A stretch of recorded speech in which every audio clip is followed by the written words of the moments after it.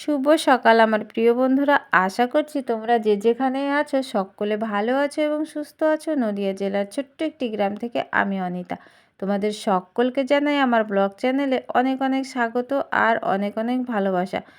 তো বন্ধুরা, আজকে আমার ঘুম থেকে উঠতে অনেকটাই দেরি হয়ে গেছে। তারও একটা কারণ আছে। রাত্রেবেলা তো বেশ বৃষ্টি হয়েছিল, বেশ ভালোই বৃষ্টি হয়েছিল। আর গরমের পরে বৃষ্টি নামলে কিন্তু ওয়েদারটা খুবই ঠান্ডা ঠান্ডা মনে হয়। আর এত ঘুমিয়েছি আমি, না উঠতে পারিনি। মানে একবার উঠেছিলাম, ওঠার পরে মানে উঠে তারপরে না কেমন একটা লাগছিল শরীরের মধ্যে, তারপরে আবার শুয়ে পড়েছি। তো শুয়ে একটু ফোনটা ঘাটাঘাটি করছিলাম, আর ফোন ঘাটাঘাটি করতে আমি একদম ঘুমিয়ে পড়েছিলাম। তারপরে ঘুম থেকে উঠে দেখি মা তো সব কাজ করে ফেলেছে, আর শুধুমাত্র বাকি ছিল ঘরটা মোছার জন্য। তো আমি ঘরটা মুছে দেখো জামা কাপড় ছেড়ে চলে এসেছিলাম উনুনের পাড়ে। আর আজকের ব্লগটায় তো মানে তেমন কিছু সকালের কিছু শেয়ার করতে পারিনি, তাই আমি এখন থেকেই আজকের ব্লগটা শুরু করছি আর কি। তো এদিকে দেখো গুড্ডুর খাবারও আমি বসিয়ে দিয়েছি, আর গুড্ডুর সাথে হচ্ছে মাথা ন্যাড়া করেছে বলে গুড্ডুর সাথে একটু হাসাহাসি করছিলাম আর কি। আর গুড্ডু এখানে থাকাকালীনে পাশের বাড়ি একটা দাদার ছেলে এসেছিল, তা গুড্ডুকে ডাকছিল, ও গেল আর ওখান থেকে এসেই দেখো আমার কোলে বসেছে। আর ওর খাবারটা হয়ে গেছে, ও খেয়ে নিয়েছিল। তারপরে দেখো আমাদের চা বসিয়ে দিয়েছি, আর মা দেখো বাটি করে হচ্ছে মুড়ি নিয়ে এসেছে। তো আমি আর মা মুড়িগুলো খাচ্ছি, তো চাটা এখনও হচ্ছে আর কি। মানে মাঝে গুড্ডুকে খাওয়াতে গিয়ে উনুনটা হচ্ছে নিভিয়ে রাখতে হয়েছিল, তখন হচ্ছে চাটা বসাইনি, কারণ ওকে খাওয়াবো আবার চা খাবো, মানে দুদিকে হয় না। সেই জন্য ভাবলাম ওকে আগে খাইয়ে নিই, তারপরে আমাদের চাটা করে নেব। তো সেই জন্য আরেকটু দেরি হয়ে গেল আর কি। আর গ্যাসটা তো এখন আমাদের ভরাই হয়নি, সেই জন্য হচ্ছে উনুনেই করা হচ্ছে। আর গ্যাস থাকলে চটপট করা হয়, উনুনে একটু দেরি হয় কি, তো কোনো সমস্যা নেই। কিছুদিন পরে আর কি ভরবো, একটু সমস্যা হচ্ছে আমাদের, সেই জন্য গ্যাসটা ভরতে একটু দেরি হচ্ছে। তো কষ্ট করে নিচ্ছি, কোনো অসুবিধা নেই। তো চাটা আমার হয়ে গেছে, এখন আমরা খেয়ে নেব। ওদিকে তো গুড্ডুর খাবারটা করে নিয়েছিলাম, আর গুড্ডুকে খাইয়ে আমাদের চাটা কিন্তু উনুনেই করে নিয়েছি।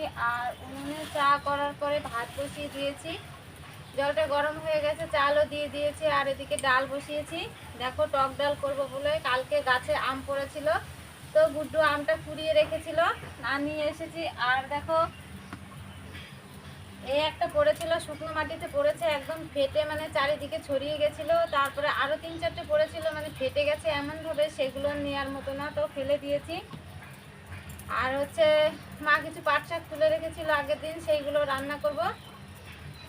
আর গুড্ডু আর মা গেছে একটু পাড়ার দিকে, তো এখন আমি আমটাকে ছাড়িয়ে নিই। তো আমটা দেখো আমি এখন ছাড়িয়ে নেব, বটিটা এদিকে ছিল, তো বটিটা নিয়ে আসলাম। আর কি বলো তো, আরও অন্য অন্য গাছে অনেক আম হয়েছে, কিন্তু এই গাছের আমটা খেতে এত ভালো লাগে।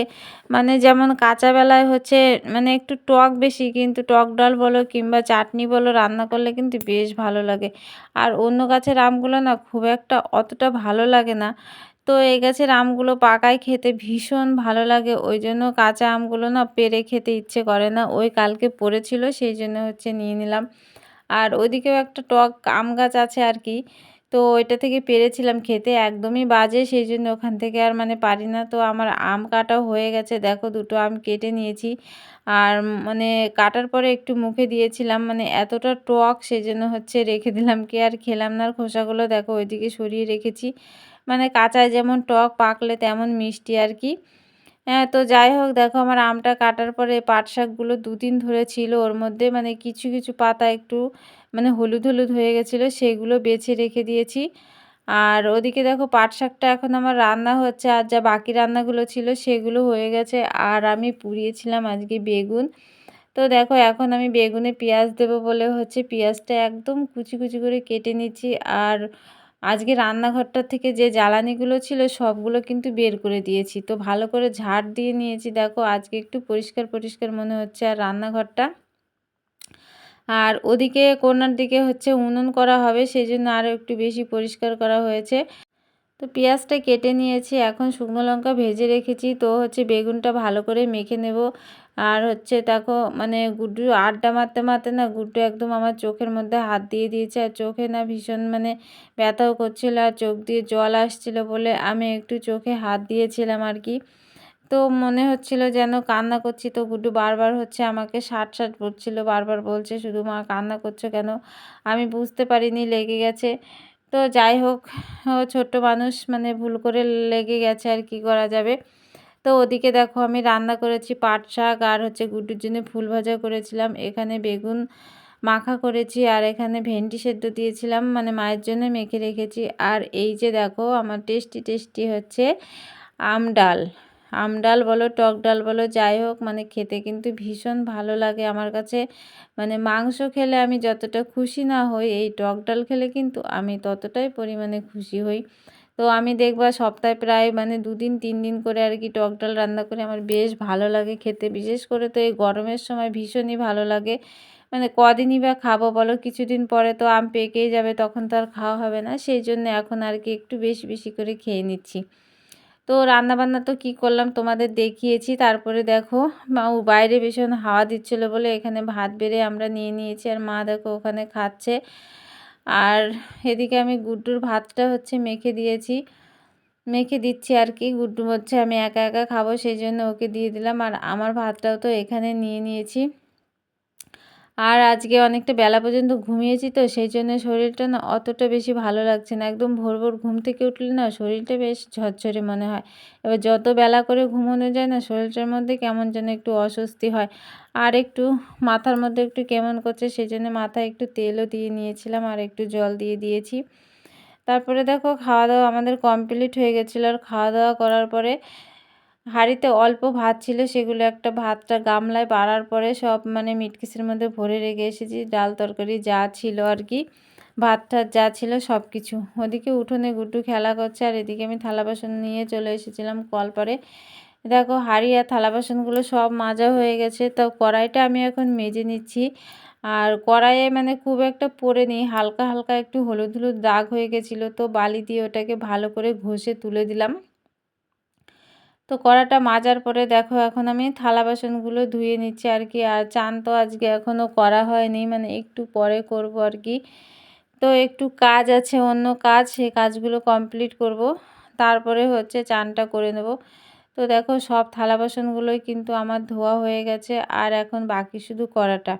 তো থালা বাসনগুলো ধুয়ে আসার পরে এখানে দেখছি দেখো গুড্ডুর অবস্থা, এখানে একটা গর্ত করেছে, আর গর্তের মধ্যে নিয়েছে অনেকটা জল।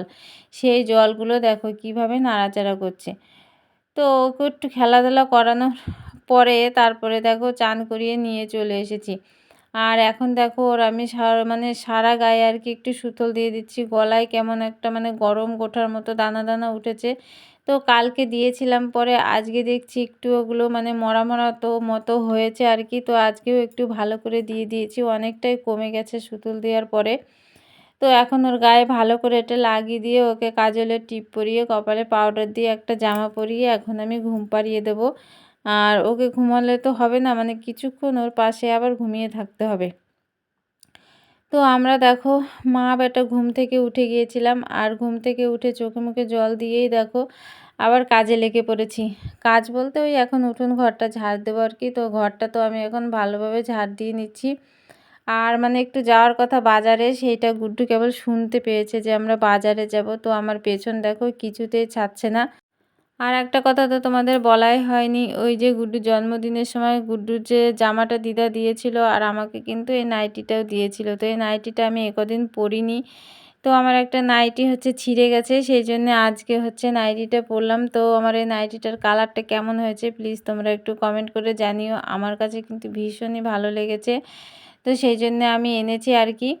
তো আজকে একটু পরে দেখলাম, কদিন ধরে তো মানে সেলাই করে একদম রেডি করে রেখে দিয়েছিলাম, তো পরা আর হয়নি। তারপরে তো অনেক সমস্যা ছিল, সেই জন্য তো আরও পরিনি। তো ওখানে আর হচ্ছে গুড্ডু জলের মানে ড্রপটা ছিল, সেটাকে দেখো আমি বারান্দার সিঁড়ির মধ্যে রেখে আসলাম।